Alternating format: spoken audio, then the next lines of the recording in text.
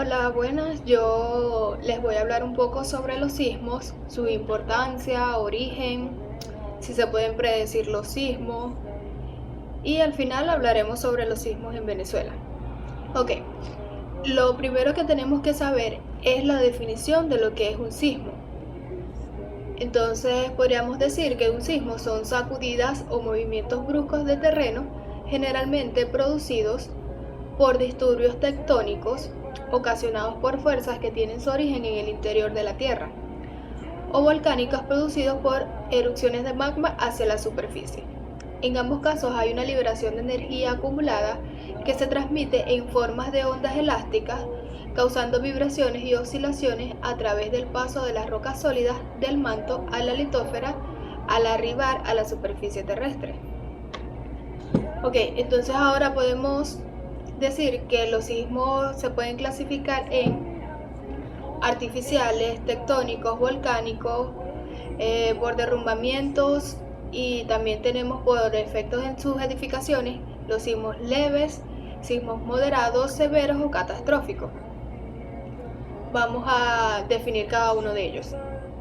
Tenemos los sismos artificiales, son aquellos producidos por el hombre, por ejemplo, aquellos que se producen por explosiones atómicas. Un ejemplo, los que se producen en el atolón de Murarora, que este es un sitio donde se hacen pruebas nucleares y esto es una zona militar con acceso prohibido sin autorización. Tenemos los sismos tectónicos, producidos por desplazamientos internos en la corteza terrestre, se presentan en zonas donde existen importantes fallas y plegamientos geológicos. Son estos los más destructores. Tenemos los volcánicos, provocados por una explosión volcánica de lava, y los derrumbamientos que la acompañan son de intensidad reducida. Por ejemplo, tenemos el volcán de Krakatoa. Este ejemplo resalta ya que su erupción fue uno de los eventos geológicos más importantes en la historia. El suceso volcánico fue en 1883 y cobró la vida de más de 3.000 de los habitantes de la isla, y esto ocasionó que se cambiara la geografía de esta isla. Ahora tenemos los sismos por derrumbamiento, son provocados por el hundimiento de huecos existentes en las rocas solubles o grandes movimientos de superficies del terreno. Ahora pasamos a la clasificación por efectos en las edificaciones. Tenemos los sismos leves. Estos son de intensidad menor o igual a 6 en la escala de que esta es la escala sismológica de Mercalli, que esta se mide a 12 grados, y en la actualidad a esta se le conoce como la escala de Mercalli modificada. Ok, entonces hablaremos, los sismos moderados son de intensidad de 6 a 7 en esta misma escala. Tenemos los sismos severos de una intensidad de grado 9, y los sismos catastróficos con intensidad de grado 10 o más. Ok, ahora pasamos al origen de los sismos. Las causas generadoras de los sismos son por dispersiones de energía que se manifiestan en forma de vibraciones en el terreno. Esto sigue en discusión, aunque en la actualidad se los asocia a los movimientos de las placas tectónicas. Un dato que avala esta teoría es que casi todos los terremotos se producen en zonas que coinciden con los límites de las placas litosféricas, en especial en las zonas que convergen como la región andina o como las zonas de transformación como zona falla de San Andrés en California, Estados Unidos. Una explicación podría ser lo que los movimientos de las placas no son continuos, sino una sucesión de desplazamientos separados entre sí por periodos de quietud, en lo que la energía se va acumulando y luego al soltarse genera una violenta dispersión de ondas, que estas se dirigen en zonas longitudinales y transversales. Cuando la energía acumulada supera la resistencia de los materiales circundantes, se produce un brusco desplazamiento de bloques que emite vibraciones a distintas intensidades y que se transmiten en todas las direcciones, generando el conocido como sismo. El punto donde se origina la vibración se llama foco o hipocentro. Su proyección vertical se llama epicentro y sirve para ubicarlo geográficamente a la superficie. Convencionalmente se clasifican en focos, los focos en isómeros cuando se ubican entre la superficie a los 70 kilómetros, de profundidad intermedios entre 70 a 300 kilómetros y profundo entre 300 y 700 kilómetros. La mayoría de los terremotos importantes son de focos sómeros, los profundos son de escasos y nunca se detectaron sismos por debajo de los 700 kilómetros. Las ondas sísmicas. La energía de un terremoto, explosión u otra fuente sísmica se mueve a través de la Tierra como una fuente o una onda que se extiende en todas las direcciones. Hay varios tipos de ondas sísmicas y cada una se mueve de un modo diferente. Los dos tipos principales de ondas son las internas y las ondas superficiales. Las ondas internas pueden viajar a través de las capas interiores de la Tierra, pero las ondas superficiales solo pueden moverse a lo largo de la superficie del planeta cuando las ondulaciones, como las ondulaciones de agua, cuando se lanza un objeto hacia el agua, esto produce ondas. Bueno, este caso es muy parecido a eso. Tenemos las ondas internas, que son ondas P, son ondas primarias o compresionales. Son las ondas sísmicas que más rápidamente se mueven. Lo hacen con un movimiento de empuje y tracción. Se provoca que las partículas en la roca se muevan hacia adelante y hacia atrás en su lugar. Cuando la onda se mueve saliéndose del foco, las partículas se mueven acercándose y separándose a lo largo de las direcciones que se mueve la onda. Las ondas P pueden moverse a través de sólidos, líquidos o gases. Son muy similares a las ondas sonoras, empujan y jalan la roca hacia este caso se puede ver el movimiento de una onda P si estiras un juguete de resorte y empujas un extremo. La energía se moverá a lo largo del resorte, empujando y jalando como una onda P. Las ondas S son ondas secundarias de cizalla, laterales o transversales. Viajan mucho más lentamente que las ondas P y no se expanden a través de líquidos como las ondas S. Hacen que las partículas se muevan de los lados de uno a otro y su movimiento es perpendicular a la dirección que viaja esta onda. Tenemos las ondas superficiales. En este caso se clasifican como las ondas Loft, llamado así en honor a un matemático británico que calculó el modelo matemático para este tipo de ondas en el año 1911. Las ondas Loft se mueven como una serpiente, sacudiendo el terreno de un lado a otro. Aunque viajan lentamente a partir de fuentes sísmicas, son muy destructivas y son las que generalmente hacen que los edificios se derrumben durante un terremoto. Las ondas de Rayleigh se llaman así en honor a John William Struve, quien predijo matemáticamente la existencia de este tipo de ondas en el año 1885. Una onda de Rayleigh se mueve a lo largo del terreno como una ola que viaja a través de un lago o un océano. Mientras avanza, mueve al terreno tanto hacia arriba como hacia abajo, de un lado a otro, de la misma dirección en la que se mueve la onda. La mayor parte de la sacudida se siente durante un terremoto. Son estas ondas, las ondas de Rayleigh. Aunque las ondas superficiales son por lo general las más destructivas, la mayoría de los geólogos están aún interesados en las ondas internas. Como estas viajan a través de la Tierra, pueden proporcionar mucha información sobre su estructura.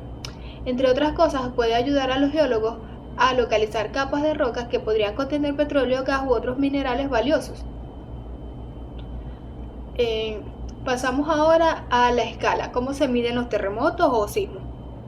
Tenemos dos escalas, tenemos la magnitud de la escala de Richter y tenemos la magnitud de la escala de Mercalli. Vamos a hablar sobre Richter. Representa la energía sísmica liberada en cada terremoto y se basa en su registro sismográfico. Es una de las que crece en forma potencial, de manera que cada punto de aumento puede significar un aumento 10 veces mayor a la magnitud de la onda. Pero la energía liberada es aumentada 32 veces. Una magnitud de 4 no es el doble de 2, sino que es 100 veces mayor a esta. En estos casos podríamos ver los efectos de la escala de Richter, que él nos dice que de menos de 3.5 grados generalmente no se va a sentir, pero este es registrado. De 3.5 a 5.4 a menudo se siente, pero solo causa daños menores. De 5.5 a 6 ocasiona daños ligeros a edificaciones. De 6.1 a 6.9 puede ocasionar daños severos en áreas más pobladas. De 7.0 a 7.9 es un terremoto mayor y causa graves daños a las estructuras. De 8 grados en adelante, ya es un terremoto de destrucción total, y esto destruye las comunidades cercanas a este. Ahora vamos a hablar sobre la intensidad de escala de Mercalli. Esta fue modificada en 1931 por Harry Wood y Frank Newman. Se expresa en números romanos. Fue creada en 1902 por el sismólogo italiano Giuseppe Mercalli, pero no se basa en los registros sismográficos, sino en los efectos por daños producidos en las estructuras y las sensaciones percibidas por la gente cuando estos se producen. Para establecer una intensidad se recurre a la revisión de los registros históricos, entrevistas a la gente, noticias, diarios públicos, etc. Richter, en cambio, nos dice que esto dependerá de la energía del terremoto, la distancia a la falla donde se produce el terremoto, tenemos la forma como las ondas llegan al sitio en la que se registran, las características geológicas del material subyacente del sitio donde se registra la intensidad del terremoto y cómo la población sintió o dejó registros de este terremoto. Mercalli nos dice que los terremotos de grado 1 es una sacudida sentida por un poco de personas en condiciones especialmente favorables. Tenemos en grado 2 sacudida sentida solo por pocas personas en reposo, especialmente en pisos altos de los edificios, y los objetos pueden oscilar. El grado 3 tenemos que es una sacudida sentida claramente en los interiores, especialmente en pisos altos y edificaciones. Muchas personas no lo asocian con un temblor. Tenemos grado 4, una sacudida sentida durante el día por muchas personas en los interiores y pocas personas en el exterior. Por la noche algunas personas pueden despertarse y por las vibraciones de las vajillas, vidrios en ventanas y puertas, y los muros crujen. Tenemos grado 5, que es una sacudida sentida por todo el mundo. Muchos despiertan, en algunas zonas se observan perturbaciones en los árboles, postes y otros objetos altos, se detienen los relojes del péndulo. Tenemos el grado 6, sacudida sentida por todo el mundo. Muchas personas atemorizadas huyen hacia afuera, algunos muebles pesados caen del sitio, otros ejemplos pueden ser la caída de aplanados o daños a chimeneas. Grado 7 tenemos que es advertidos por todos, la gente huye al exterior, daños sin importancia en edificaciones de buen diseño y construcción, daños ligeros en estructuras ordinarias bien construidas. Tenemos el grado 8, daños ligeros en estructuras de diseño especialmente bueno, considerable en edificaciones ordinarias con derrumbe parcial. También los muros salen de sus armaduras, caídas de chimenea, pilares producidos por fábricas, columnas, monumentos y muros. Los muebles pesados se vuelcan. Ya vemos que estos son daños considerables. En el grado 9 tenemos daños considerables a la estructura de diseño bueno. Las armaduras de las estructuras bien planeadas se desploman, grandes daños a edificaciones sólidas con derrumbe parcial, las edificaciones salen de los cimientos y el terreno se agrieta notablemente, las tuberías subterráneas se rompen. Ya aquí ya pasamos al grado 10, que es la destrucción de algunas estructuras de madera bien construidas. La mayor parte de las estructuras de mampostería y armadura se destruyen con todos los cimientos, y las vías de ferrocarril se tuercen considerablemente, deslizamientos en los márgenes de los ríos y pendientes fuertes. Pasamos al grado 11, casi ninguna estructura de mampostería queda en pie, puentes destruidos, anchas grietas en los terrenos, las tuberías subterráneas se quedan fuera de servicio. Y tenemos el grado 12, Micale mide esto hasta el grado 12, que es una destrucción total, ondas visibles sobre el terreno, perturbaciones de las cotas de nivel, ríos, lagos y mares. Los objetos son lanzados al aire. Ahora, ¿los terremotos se pueden predecir? En realidad consiste en la predicción consiste en saber si el terremoto va a ocurrir en una magnitud específica y en qué lugar va a ocurrir. A pesar de considerables esfuerzos en investigaciones por parte de los sismólogos, no se puede hacer predicciones científicamente reproducibles para un día o un mes específico. No obstante, en el caso de los mapas que evalúan los peligros sísmicos, las fallas estudiables, es posible estimar que la probabilidad de un terremoto de un tamaño dado afectará a un lugar determinado durante un cierto tiempo o años. La capacidad general de predecir terremotos, ya sea en forma individual o en base estadística, sigue siendo remota. Una vez que un terremoto haya empezado, los dispositivos de alerta temprana pueden proporcionar una advertencia del temblor a los lugares más cercanos. Esta tecnología aprovecha las diferentes velocidades de propagación de varios tipos de vibraciones producidos. También son probables las réplicas tras un gran terremoto y por lo general están previstas en los protocolos de respuestas a desastres naturales. Ahora vamos a hablar sobre los sismos en Venezuela. Los sismos emblemáticos ocurridos en Venezuela han sido varios. Tenemos la sismicidad en Venezuela, está relacionada con la actividad de fallas que se entrecruzan en el país. El principal sistema de fallas sismogénicas está formado por fallas de Boconó, San Sebastián, El Pilar, las cuales forman el límite principal de las placas del Caribe y las placas de Sudamérica, hecho causante de los sismos más severos ocurridos en este territorio nacional. Además, las fallas antes mencionadas, existen otras fallas menores tales como la de Ocacanó, La Victoria, Úrica. Esas las vamos a hablar más adelante.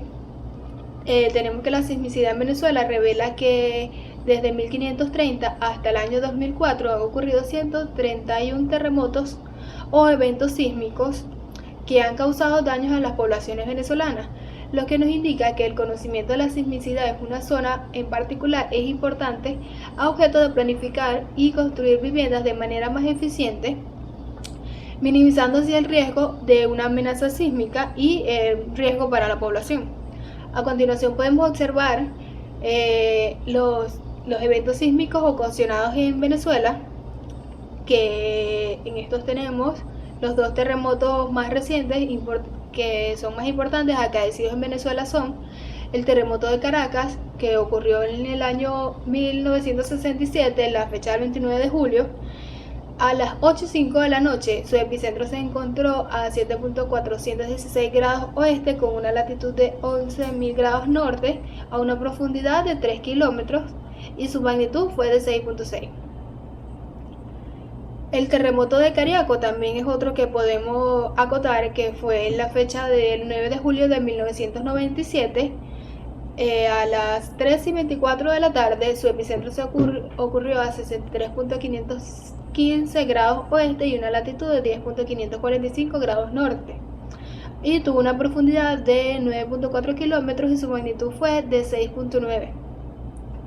Estos terremotos fueron los que produjeron grandes desastres en Venezuela y fueron los que más resaltan. Ok, ahora vamos a hablar sobre las zonas sísmicas en Venezuela.